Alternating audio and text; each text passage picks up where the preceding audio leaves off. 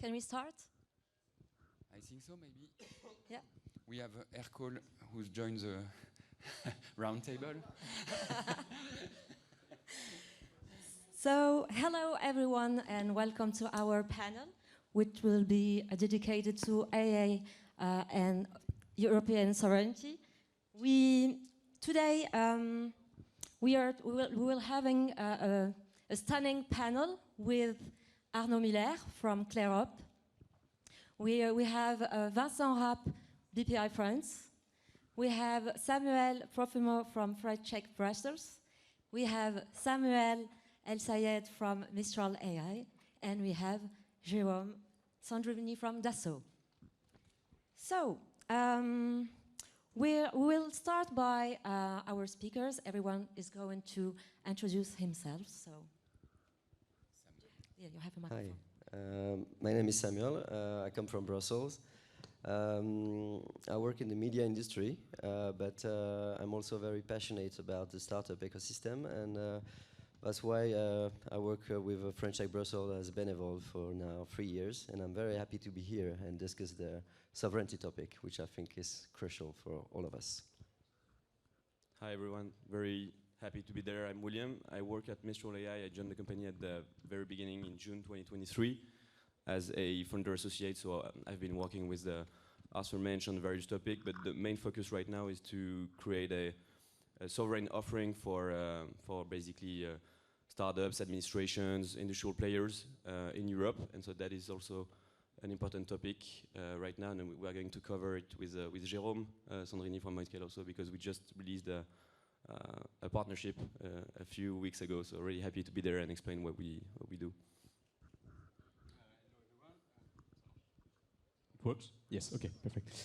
I'm Vincent, I work at Bpifrance, and I'm working on helping the ecosystem of AI with either financial non-dilutive fund or helping investors in looking the good opportunities in founding AI companies. At Bpifrance, you also operate the France 2030 plan of 54 billion euros. And a large party of this money was for AI. Hi everyone, very happy to be here. My name is Jérôme Sandrini. I'm Chief Revenue Officer for the Outscale, which is a brand of the Dassault Systèmes group. At Outscale, obviously sovereignty is at the heart of what we do, artificial intelligence as well, and hopefully, we'll debate on this important topic for us, which is, how do we improve sovereignty in Europe for AI specifically. Hi, I'm Arnaud Muller, so I'm the co-founder and chief strategy officer of Cleyrop. We are developing the first European trusted data hub, especially to leverage generative AI in the sovereign environment. I'm a serial entrepreneur, also investor. I was not able to invest in Mistral, but an investor in Probable, and trying to grab fund from French 2030. We are a French Tech 2030 company, so work well with the state and Brussels on European tech sovereignty.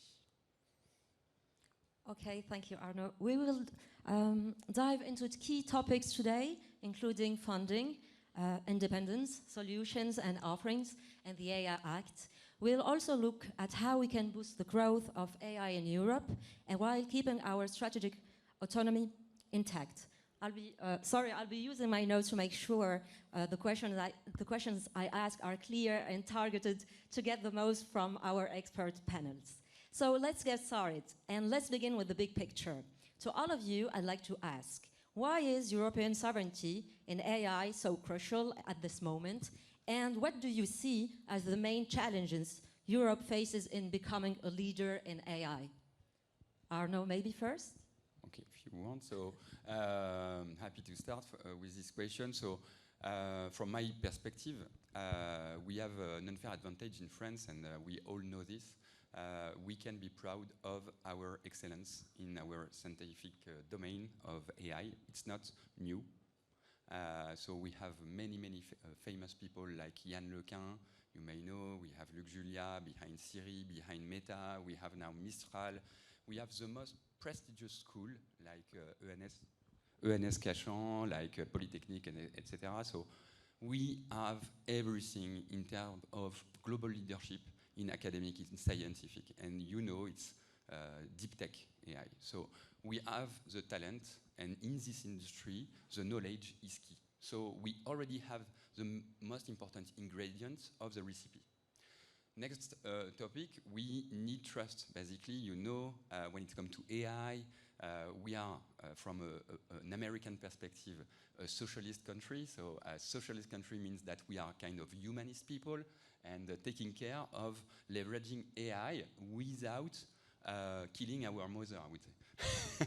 So we have some principles, and I think Europe and France is defining a trusted framework with regulation. Sometimes it's stupid because it's going to kill innovation, and they need feedback from us to say, hey, you're going too far, but we are protected. And I see a real opportunity when I see now California copying our European legal framework. And we invented also that today. So we both have excellence, trust with applied regulations, compliant by design and what we've designed in terms of technology. And now there is a thing, and we will come back to that, that we need customers that prove that they are loving what we are delivering to the market. Thank you, Arnaud. Maybe Samuel, you want to add something? Well, I think it's very important to discuss sovereignty because the last freedom is to choose your master.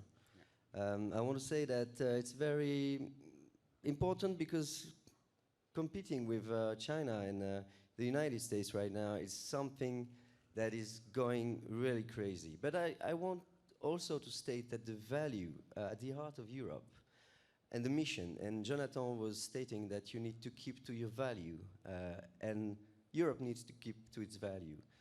Doing this, and I think AI is not new, I work in the media industry, as I said, and I think that there's an AI that we are all using. It's the feed from our social network. And we all know, I don't have to emphasize, how much it's changed in the world. And these algorithms, they are not European, none of them. And we see that it comes with value. That's why we really need to focus on digital sovereignty regarding AI, but also I think on all the value chain, because it's not only about AI and the model, and that's why I'm very happy to be here, and because I think those guys have a lot to say on this. Yeah, that is precisely why, I mean, as an AI company, what we do, and because you were mentioning it, we have very good schools in France. We found out that like the three founders were able to replicate what they did, and basically all the knowledge they had in these big tech companies, they can basically replicate it and create models just in Paris. It's not that hard. You need a very focused and I would say small team to do this. You have efficiency gain to do it in Paris. And so this is the first reason, but of course this is not the main reason. Also, when you look at this technology, it's so powerful. You need to make sure that it is aligned with your culture, your values, basically how you train the model, the data you put in the model is really important. So why not controlling the full stack if we can? And so that was the very simple question. The answer was pretty easy. They just came back in Paris, they created the company, they released open source models first. That's very important because we need to decentralize the use of AI, and this is basically the main, I would say, danger right now when you look at private APIs from the big techs. You don't control for how the model is created, you don't know how it is filtered, there's a lot of stuff you don't know, and so this is why it's very important to decentralize and make sure you can deploy it in a very secured stack, and this is where the cloud basically appear in the space, and this is why we are trying to build basically offers on sovereign cloud and making sure that if you want to use it in a very secure way, you can. It will be as easy as if you go on AWS or I don't know or Azure, and so this is why we created that offer with Outscale, and thank you, Jérôme, for being here. Maybe we can also deep dive at some point on this one, because it's very crucial, and I think it's unique today. Yes, thank you, William, and that's very, very important because, I mean, AI, we all know that today will be at the center of our lives in the future. I mean, we are going to make daily decisions in our life based on AI, and top management of the large corporate in Europe will make decisions influenced by AI. Do we want to have these decisions, this influence, all coming from one voice, one culture, one basically country, and one type of politics and way to see the world? In Europe, we are different from the American in the way we live. I lived like 5 years in the US. I loved it. I spent great time there, but it is different, and we have our specificities in Europe, which are kind of unique.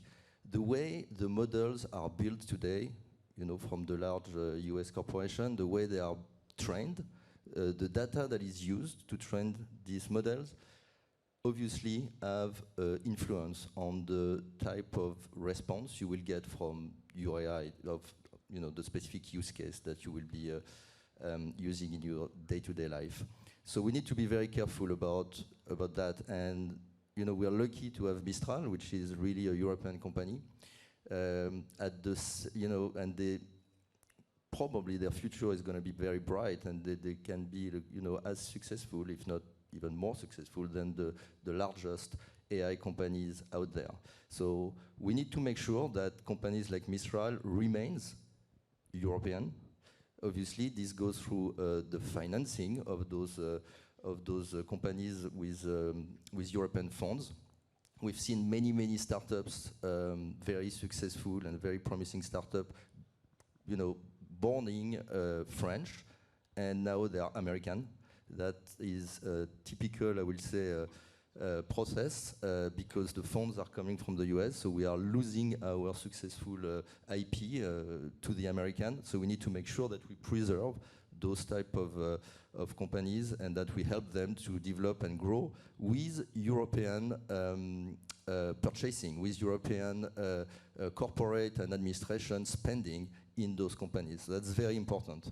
And then, that's really for the training of the model, but then you need to look at the inference of the model, because when you execute the use case, when you build and execute the use case, you're gonna send data to your model to get a response, right? That's the prompt. And when you do that, I mean, we all have,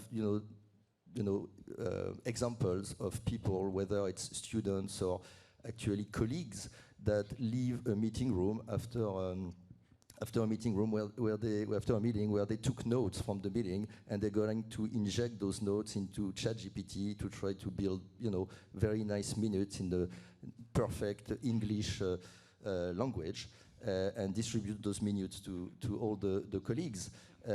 Well, what if in this meeting you had like very sensitive information that was disclosed, and your colleague is actually going on the internet, it doesn't know exactly where this data is going to end up, and 99% of the time it's going to end up on the hyperscaler, not necessarily the actual application is not going to be super secured, and it's going to be an obvious leak of sensitive data, corporate data, maybe intellectual property, and so on.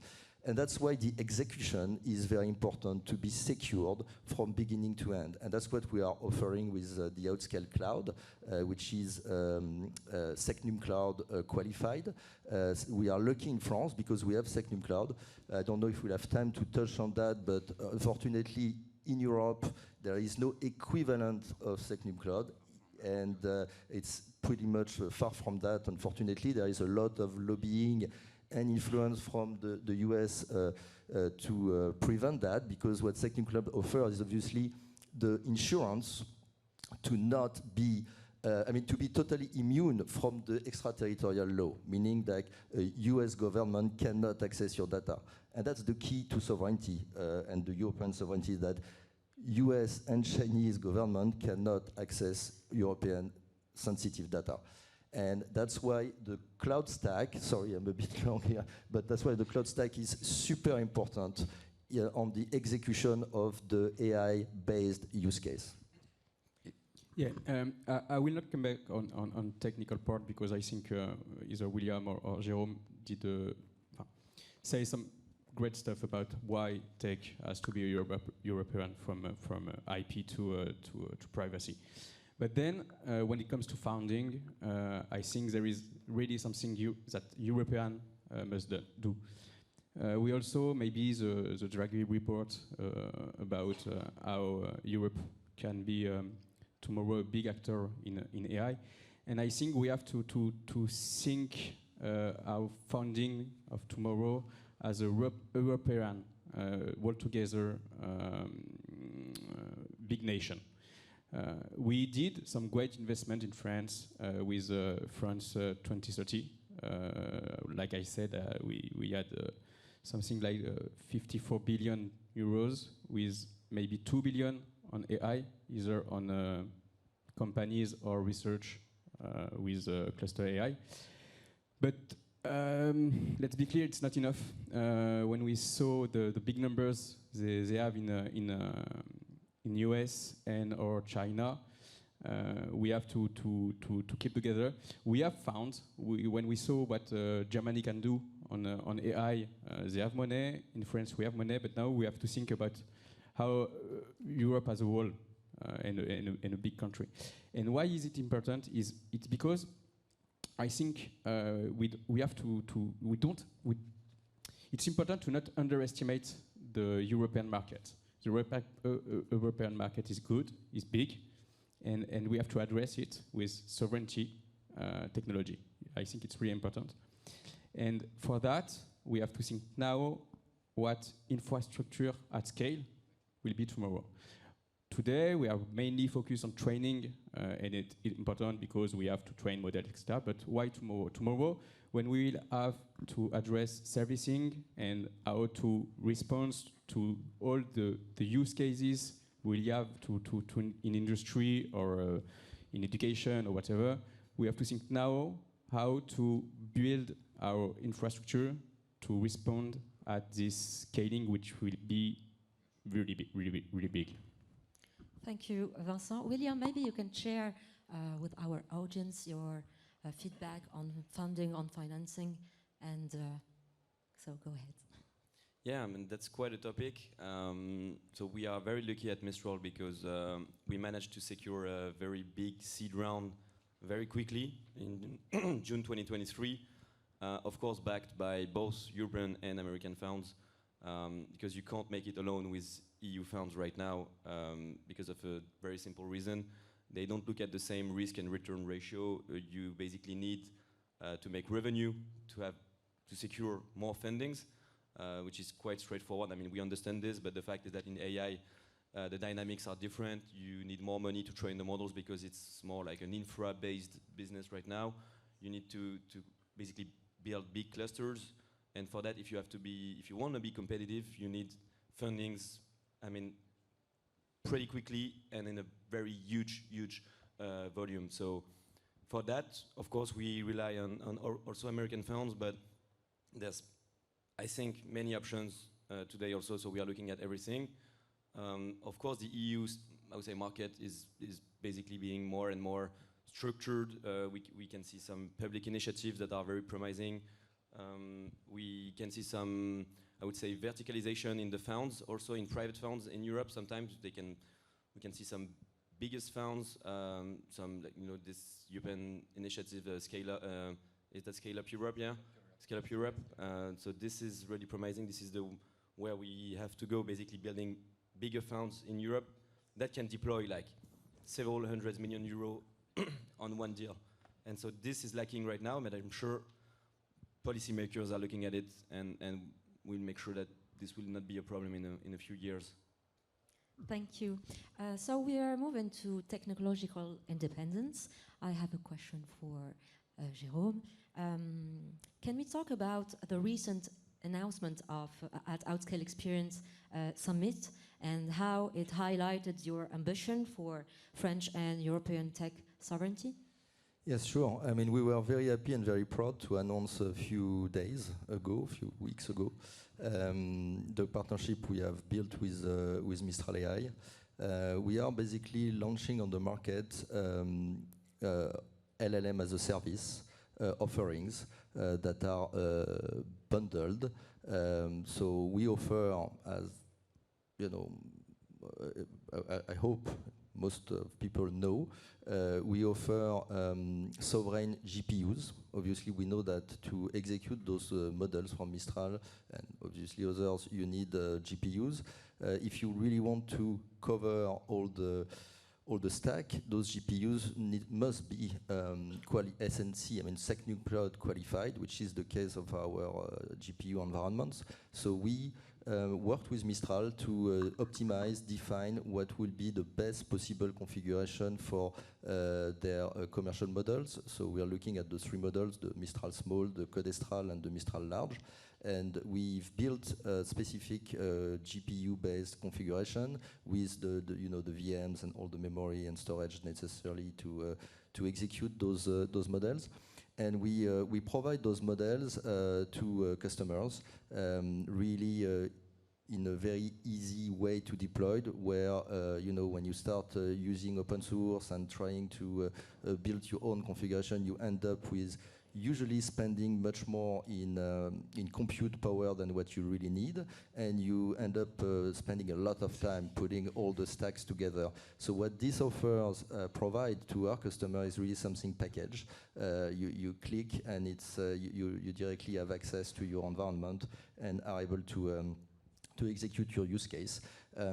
What this provides really to our customer is basically the insurance that all the stack of the inference is 100% secured and independent from the extraterritorial law, because it's executing on the outscale cloud, SecNum Cloud, so there's no risk. It's highly secured, obviously.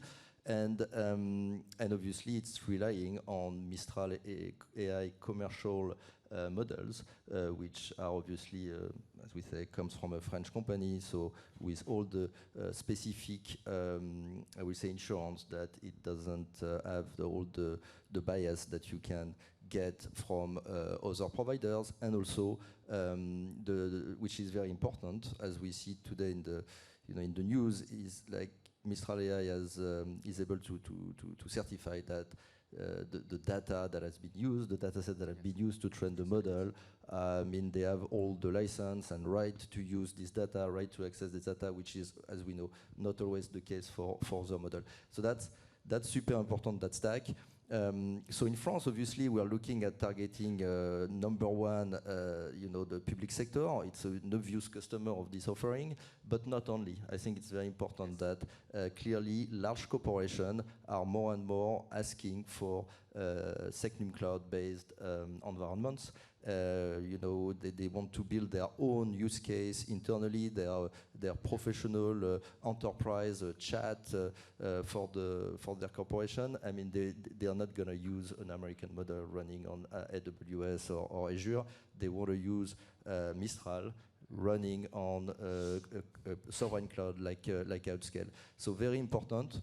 The challenge for us is really to open up to the European market, which is very fragmented today in terms of offering. We have the ambition at Outscale to provide a European offering, not only French-centric. Obviously today, I mean, we focus very much on the French market because there is a lot to do, but tomorrow we really want to target the European companies and potentially administrations. And what we see there is already large corporations in Germany or Italy, for instance, that are looking at SecNum Cloud qualification as something very interesting for them, because they don't have something similar in their countries.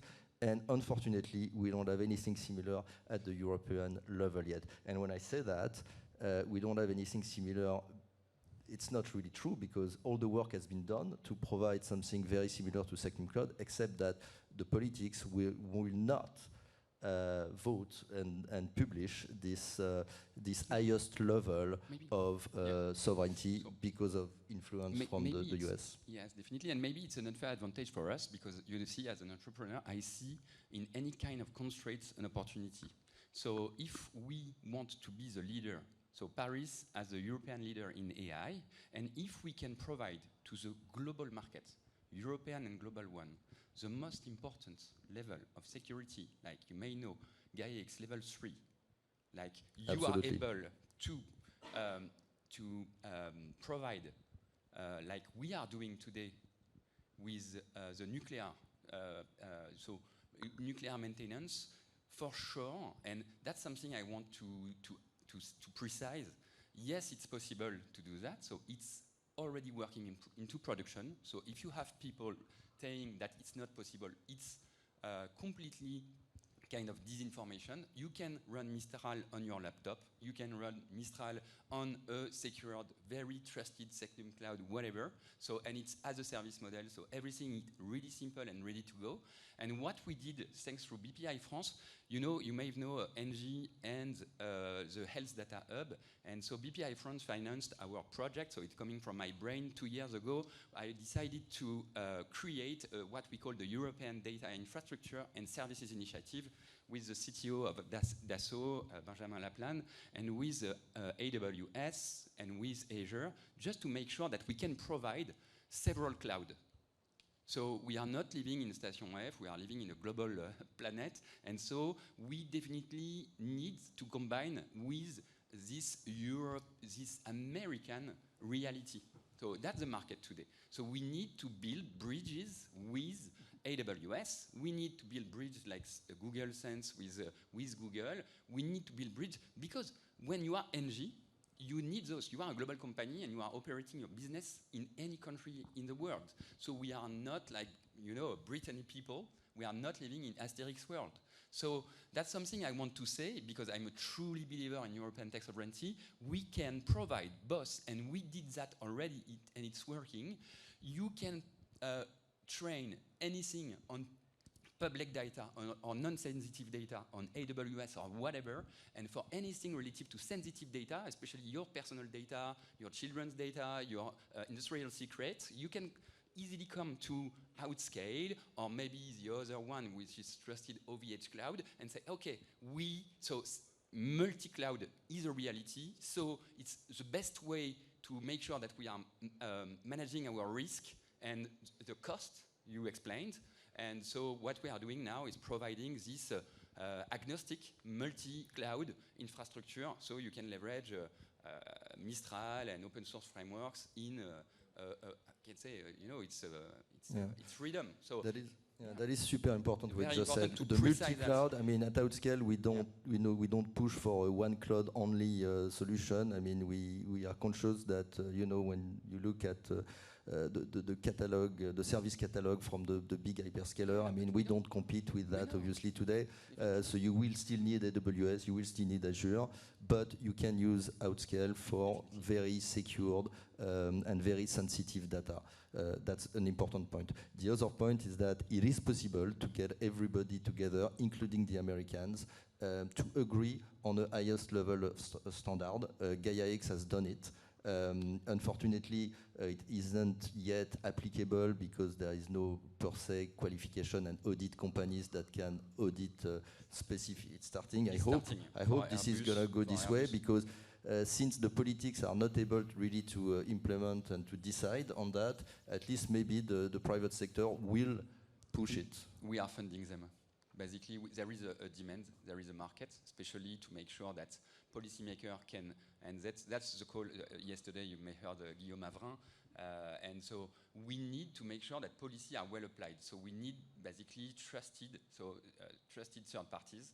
And so who are those ones?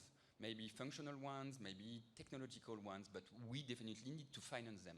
And so there is a huge opportunity on creating those, what we called with GAIA-X chairman and Airbus chairman, we are calling them. So it's a trusted orchestrator operating rule books around data and AI governance. time goes faster. Let's move to regulation with Samuel. From the perspective of French Tech Brussels, how do you see the AI Act impacting innovation in Europe? Well, from Brussels, what I see first is that regulation is a burden specifically for our competitor first. And I also see that France, let's face it, is a small country. So we need to join forces on the European level, as it has been mentioned. I think AI is also a burden for companies, specifically for startup. But we need to project ourselves in the future we want to live in 10 years from now. In 10 years from now, do you want to live in a country where there is a social score with AI? If you don't want to live in this kind of country, there is a great chance that the talent from all over the world want to live in your country. So that's the way I see the regulation first. It's an opportunity. But of course, with the startups and with the entrepreneurs, we need to find a solution that those guys were presenting. And I think the AI Act is also offering sandbox. So you need to also to look at what you can do with sandbox, because it would be an unregulated place when you can test all the AI that you want to develop in the future. So from Brussels, what I can see that investment is okay at some point because the European is investing a lot with the EIC. France is investing a lot. BPI is doing such a great job. I think the talent, we have them. We partnered with Institut Mines Telecom on our day. In May, we organized a day in Brussels, Digital Sovereignty Day. We had like more than 500 people coming to this place, and there are like 50,000 lobbyists in Brussels. That's why also, I guess, we have Secnum Cloud, but it's not on the EUCS. So I think this is the way we see it. Talent is okay. Financing, we need to partner also on private and public, because the public can invest, but they need to find the resource. The resource is you, the startups. So come and understand not only the regulation from Europe, but also understand how you can be financed for your project, because there is a lot of money in the table, and a lot of startups that I talk to, they don't know about it, or they say it's too difficult to apply. But actually it's not, and that's why we really advocate on these concepts for startups to grow, for our world to remain the way it is, because I think, as I said, that AI in the world of recommender system really shape the world in a way that could be challenged, to say the least. And the new AI that's coming can be a lot more crazier. So, well, I want to thank the partner that we had at that time, and my future partner for the day in next May in Brussels, because I think we have a lot to say on this topic, and we need to organize on the European level. Yeah. Thank you, Samuel. Maybe Vincent, you want to add something? Yes, about on AI Act. I think maybe we have to make a two-step back and look at the big picture about AI. Yes, we talk about AI, and when we talk about AI, we think a lot about Gen AI, because fundraising are enormous. We have big amounts of money. But this is not the only AI which exists. It's obvious. And when it comes to AI Act, I think the main goal of AI Act will not impact that much innovation. When I think about the classic AI, about maybe quality control or predictive maintenance, I don't know. Maintenance, yes, thank you. And that's a good thing. But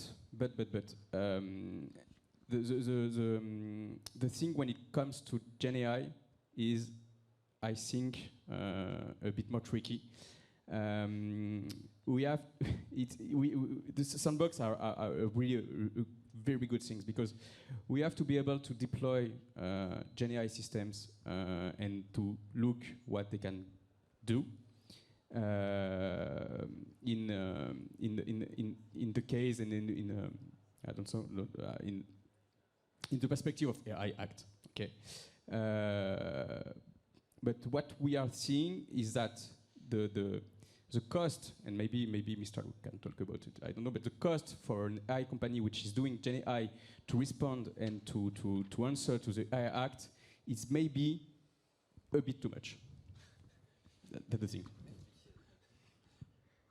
Yeah, to be pretty quick on this one, because I'm not gonna comment the ongoing regulation, because it's not yet finished, and the thing that you of course you need to put regulation on the product. So basically, when you deploy an AI product to end users, of course you need regulation because you need safety. You need to make sure that your product is safe, and this is really the reason why it should be balanced as a regulation between AI providers and application makers, because it's different.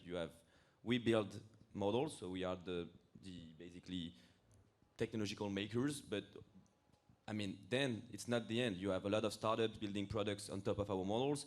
They do, I don't know, applications in health industry, in finance, in I don't know, many topics, and these actors are closer to the use case basically, and the end user. So it's a combination of, I would say, a responsibility sharing between both players, and this is what we've been advocating for. This is the first part, and of course, second part, and that what you said. It's always a trade-off between reassuring, of course, populations around a new technology, but also making sure that the burden on very small companies is not too high. Otherwise, because big players like Google or all the big techs have more resources to comply, and so this is just two basic classical points we were addressing. Of course, my role is not to comment on the text, but these are two big principles that we've been advocating for, and so this is why, I mean, this is how Europe is also seeing this. So it's a good point. Thank you, William. Again, time goes faster, and we have less than 5 minutes for the audience. Maybe we can take some questions.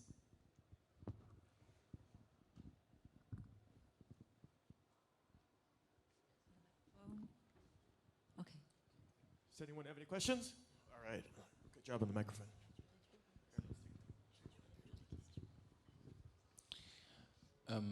Maybe a question for Mistral. This is a tough one. How can you beat ChatGPT except that the CTO just left? So a very straightforward answer is that if you look at Mistral Large 2, the really last Mistral model is not far from GPT-4o. I mean, it's 3 or 4 points behind in terms of MMLU, which is one of the most important benchmark. So 3 or 4 points is not something important. This is basically the average improvement level we achieve with every release. So if we release one more model, I mean, of course, I hope it's going to be the case, but we can achieve this kind of performance. So the gap is not important. And I didn't say it, but we prefer to play on the cost efficiency plot, basically. A lot of use cases can be, you just need a small or medium model to basically perform well on a lot of tasks, and you don't need to also have a bazooka, a GPT-4o, like to do a text synthesis. For example, you don't need that. You can use Mistral 7B or Mistral Small. It will be completely efficient to do this, and you will pay less. You will have less carbon emissions too. So it's a real question of cost efficiency. What model for what use case? And what Mistral wants to do is basically provide a panoply, like a panorama of models that can do all the use cases, from the most simple to the most complex one. Another question? Yeah, so thank you. I'm Jan from Holland. So just a question about European sovereignty. So how important is it that we push actually the capital union in the European Union? Because I hear a lot of investment and come from US. can we do better? And that's why we need a capital union, because that's not, for the moment, not in the internal. I can, yes, try an answer on that, but yes, we are living in a competition landscape, especially on funding with US, so that's why I think Mistral did it great, because you need to combine with both, and that's why also from a cloud perspective, I say you need multiple cloud, okay, and we are not living in our closed and small world, and that's not the reality, so, but things are changing, and what I pointed now is that you have real, new, European tech sovereign funds, so it's really, really new. A couple of weeks ago, you only had that in the defense area. So we are creating the history now. It's coming those days. And as you see more and more, you have Google tackling Meta or Apple, leveraging the European Commission rule books, etc. So there is a momentum about trust. And so, especially in finance, you need trust. So maybe it's something, it's a paradigm shift on that. Maybe a bit dreamer, but I think there is something related to the trust business, really important. I used to be a Gartner-backed vendor, and so they always say to every single CIO in the world, trusted value broker. Thank you, Arnaud. I think that we have 2 more questions. One question, please. This question is to Jérôme, please. Our business model is from on-premise and private SaaS. So I would like to know more about the solution for service as for large language model as a service. It is possible to run our private cluster on the data center, for example. And another question is that what kind of advantage that your infrastructure to the other US big provider, for example, what's your advantage apart from the sovereignty? Thank you very much. So those are two big questions. I'll try to be quick. To the first one, what I would like to do is convince you that Secnum Cloud and our cloud environment could be a good landing zone for your application and provide your SaaS offering to your customer from our cloud environment and maybe from our marketplace. So that's something we can discuss. However, if you really want to stay on your private SaaS and on your own on-prem data center and still use our LLM as a service offering, that's totally possible. We can set that up, obviously. We have customers that are doing that. I mean, and the reason why is because we all know that GPU is a difficult resource to acquire. It's an expensive and difficult resource to acquire, and companies cannot afford to have their own GPU environment on-prem to run their model. So that's first part of the answer. Second part is really about the advantages of the outscale infrastructure compared to the biggest hyperscaler. Obviously, the main one is the fact that, first of all, we are very similar in terms of IaaS and I will say container as a service. You will find very similar service, meaning that we are a public cloud. We are the only public cloud offering that is currently Secnum Cloud qualified. The other offerings are more private cloud, something more static, so we are totally elastic. We provide on-demand cloud services, which are Secnum Cloud, and all our resources are Secnum Cloud compliant, meaning we have object storage, we have, as I said, we are launching Kubernetes as a service early next year. We have GPUs. All of that is Secnum Cloud compliant. So for your specific environment, it can be a very interesting offering because you will find similar stack at the infrastructure level, at least, that you can find with other hyperscaler, but in a totally immune environment to the extraterritorial law.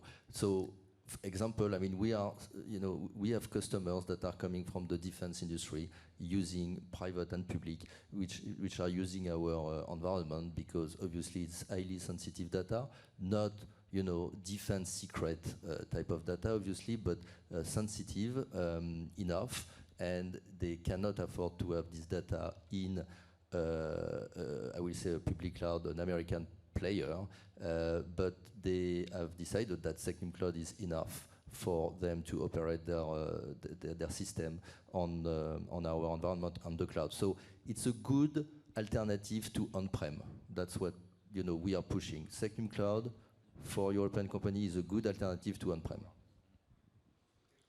Next question. One last question. Yeah. Yes. What makes us different, Europe, as compared to China, for instance, and the US in terms of AI? So I understand we have the talents, we have the legal, we kind of lead on the legal framework. But as a brand, as Europe, what is it that makes us different in how we see AI, for the future?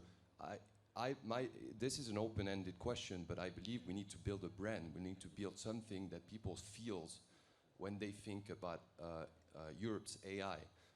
I think that's where we'll make the difference beyond technical advantage, legal frameworks. And so my question to you is, what it is you think that makes us different and that we can push as a brand, as a EU brand for AI? For me, it's basically trying to copy LVMH, I was running on my trottinette this night, and I was Rue Saint-Honoré, and I said, okay, so we need definitely this branding. And we need to brand something at a European level based on what is the most successful industry in Europe. So at least we are thinking about Free, we are thinking about LVMH, it's really interesting point. Really interesting point.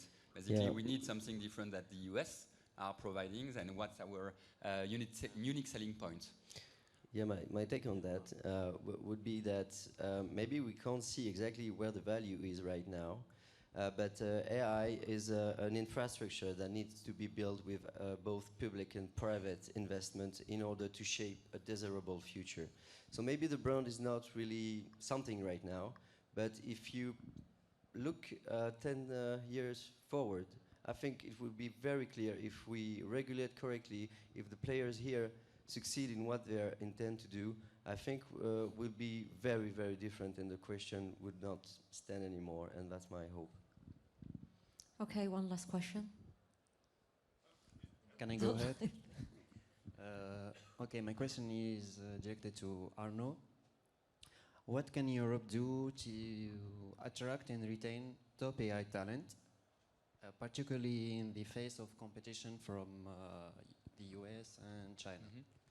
Basically, I think the best, from my perspective as an entrepreneur, what I love, so I'm leveraging AI talents, with many PhD in several companies, and we have everything already locally. So sometimes it's not, well-known school, but you have here Dos Santos working in my company, which is just incredible in terms of generative AI. It's just impressive. So it's not coming from Polytechnique, but he's just a rock star.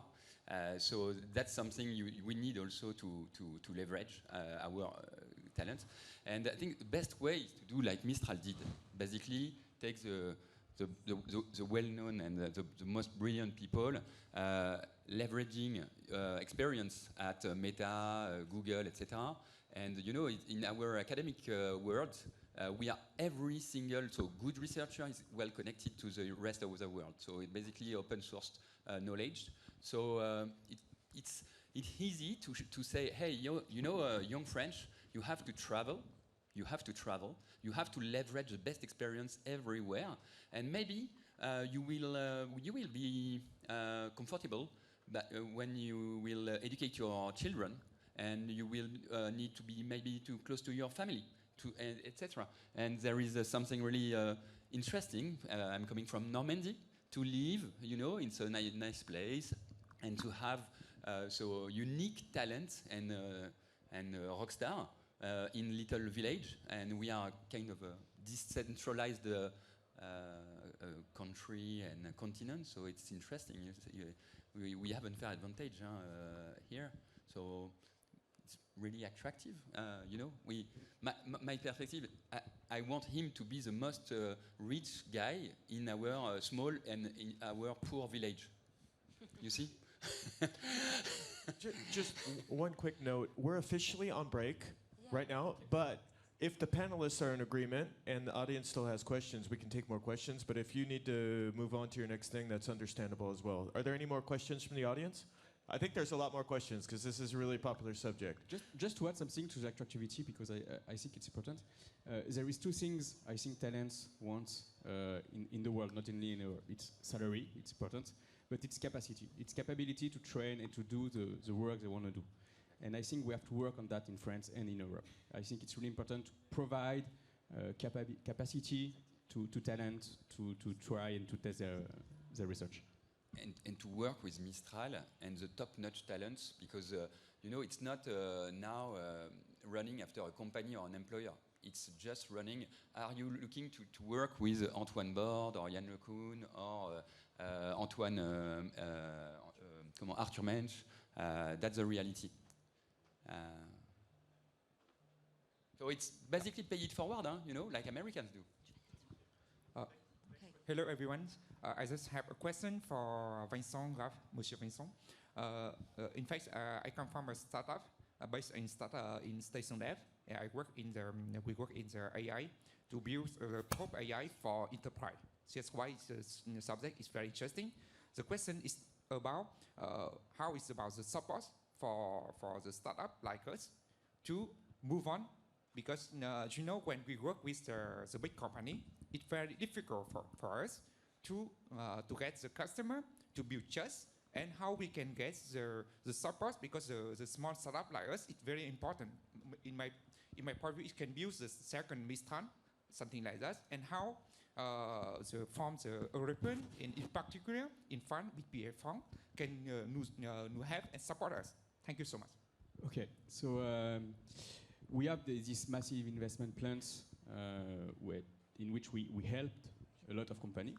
Maybe not yours, because I think you have to look at the call, the program call, because in fact how it works, we identify some specific needs in the ecosystems, maybe on embedded AI, maybe on Gen AI, and we open some calls, and startups, companies answer to those calls alone or with some other company to build something. And then you have the whole process of expertise from Bpifrance, and then you have the money. So that's the first things. But what you're saying, I think France did a massive investment on AI. I think now we have to work on the continuum between public and private fundings, even in a non-dilutive. What I see from the ecosystem is that many companies are doing a lot of POCs, proof of concept, with a big corporate, or even not corporate, but big companies, and it's really difficult to deploy after a POC. It's okay, it's good because you are testing, you are trying some of our algorithm with a company, but then what? When you will have some money and doing some business with this company, and this is a thing we have to try and we have to work on. How big companies and corporates move forward POCs and try to really buy something from startup. I think it's a really big point. Thank you, Vincent. The last question before summarizing. Quick question maybe for Vincent, if he has the expertise, and Arnaud, with no bullshit, hopefully. Do you think we're... Oh, thank you. Sorry. No, do you think Europe is lagging in terms of building the right level data center? The reason I'm asking the question is when we look at the construction of data center, US has 90% market share of building data center. So it seems to me, apparently, that Europe is way beyond, way late into building data center. So it's good to have GPU all provided by NVIDIA or Intel or other Americans, AMD. But then we have to aggregate those GPU into data center. If you want anything sovereign, hey, it needs to be European data center. But fuck, we don't have that, except Xavier Niel and maybe Jérôme is trying to get there. But how far are we late, and what the hell is doing BPI and the other Europeans? That would be for Samuel, so that we're not too lagging into data center building. Okay, so and the energy to feed them, of course. We're late. We're late in every, in a lot of axes. We're late. We're late in building data center, in the adoption. We're late in the adoption of AI and Gen AI, particularly. But that being said, we are doing some right now some actions to build data center in France, to try, because when you look at the value chain of a data center, it's not that simple. It's not only GPU, it's not only a CSP. There is also the wall and the electricity and the cooling systems. There is a lot of things, and we have a lot of to found when it comes to data center. And we are trying to do it with public money, but not only with public money, also with, once again, private money, because I think it's important for them to put money on the subject. So we are trying. I don't think we will. Maybe no. The lag is too big to be just filled up with. But I think in France we are doing the job. Now, from a European perspective, I think it could be better, and we could do more. But we have to think about a big nation, which is not the case right now, to be honest. We are trying to build some base with Gaia X and trying to make companies from France and Germany to exchange data to be competitive. But we have to be we have to think a bit further on this point. Yes. There is another part of the answer, which is we need to be frugal, because we only have one planet. Okay, so we are not living in a limitless world, and that's something really important today to have in mind. We need to be part of the solution, not of the problem.